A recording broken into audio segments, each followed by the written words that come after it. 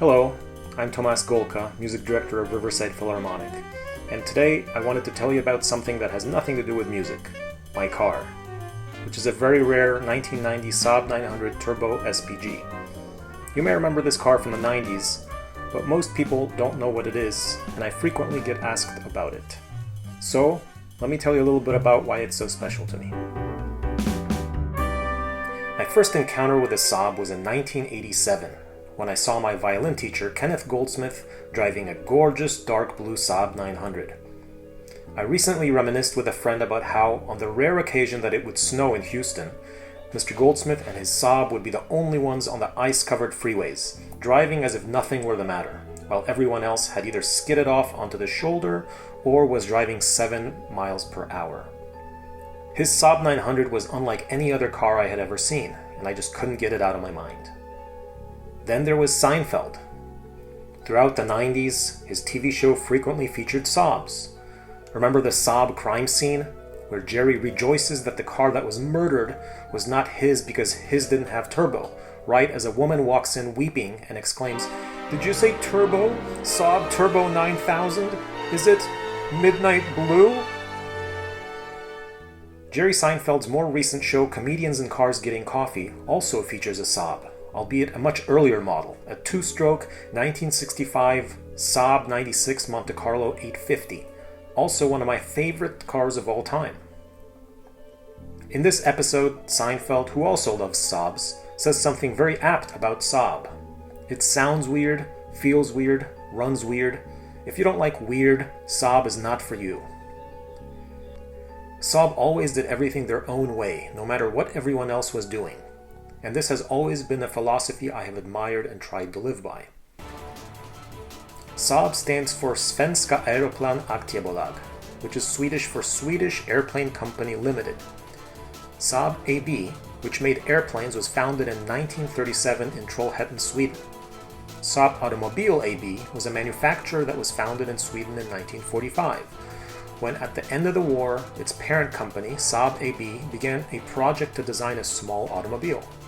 However, Saab never lost sight of its airplane roots, and for many years even used the slogan "Born from Jets." And some of the cars really look like airplanes. Just look at the prototype, known as the Ur-Saab. The first production model, the Saab 92, was launched in 1949. In 1968, the parent company merged with Scania Vebis, and 10 years later, the Saab 900 was launched, in time becoming Saab's best-selling model.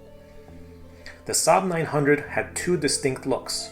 From 1978 until 1993, it was known as the Classic 900, and then from 1994 until 1998 as the New Generation 900.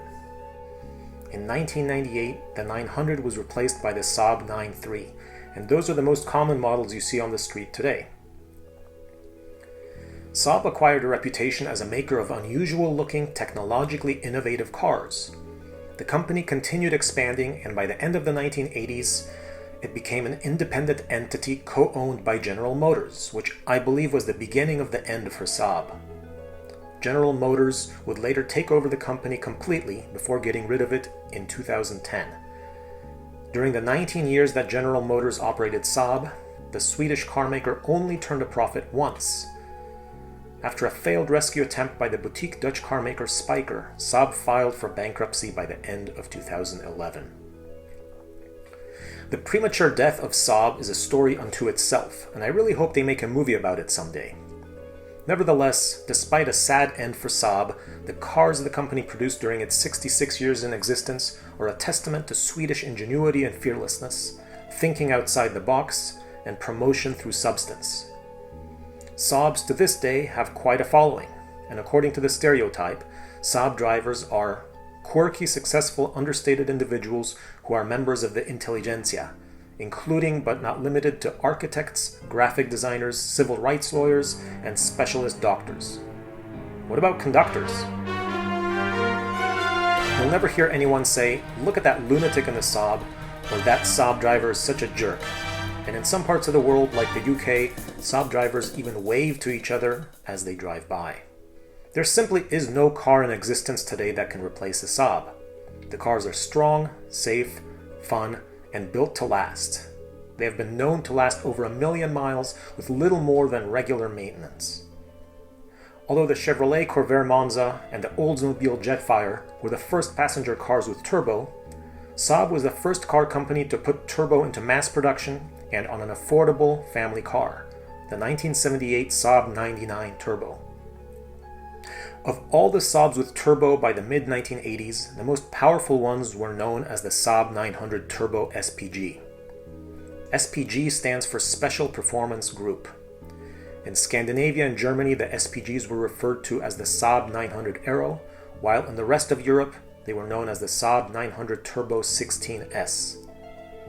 The SPGs were available from 1985 to 1991, and were the top of the line of the 900s. The engine was tuned to put out higher horsepower than the standard 900 Turbo, and the SPG had a lower and stiffer suspension, and it handles great. Motor Trend noted in their February 1985 issue, the SPG won't come close to keeping up with the Corvette on the skid pad. Then again, it's not supposed to. What it's supposed to do, and does quite well, is drive through potholes with little more than a flinch, dig deeply into frozen layers of sand and road salt with confidence, and hold a rock-solid line on waffled pavement at 120 miles an hour. Driving a Saab 900 is a unique experience, as it has a fairly unusual mechanical layout. For one thing, like most Saabs, it's front-wheel drive, and the engine is mounted longitudinally, front to back, and is oriented in the opposite direction you'd expect. The SPG only came as a stick shift. The ignition is between the seats behind the gear shift to avoid knee injuries in the event of a crash, and you can only insert and remove the key if the car is in reverse, an extra security feature.